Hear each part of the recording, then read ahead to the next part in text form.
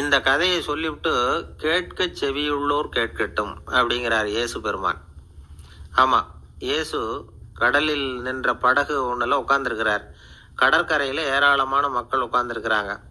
அந்த சமயத்தில் தான் இயேசு ஓமைகள் மூலமாக மக்களுக்கு பல உண்மைகளை சொல்லிகிட்டு இருக்கிறார்.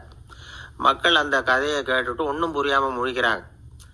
அதை கவனித்த இயேசு அந்த ஓமையை விளக்க ஆரம்பித்தார். இதில் அந்த விதைக்கிறவர் தான் இறைவன். அவருடைய வார்த்தைகளை விதைக்கிறார். அந்த வார்த்தைகளை கேட்கிற மக்கள் அந்த விழுந்த விதைகள் மாதிரி 4 வகையானவர்கள். சில பேர் பாதை ஓரத்தில் விழுந்த விதைகள் மாதிரி இறைவன் வார்த்தைகளை அவங்க கேட்குறாங்க.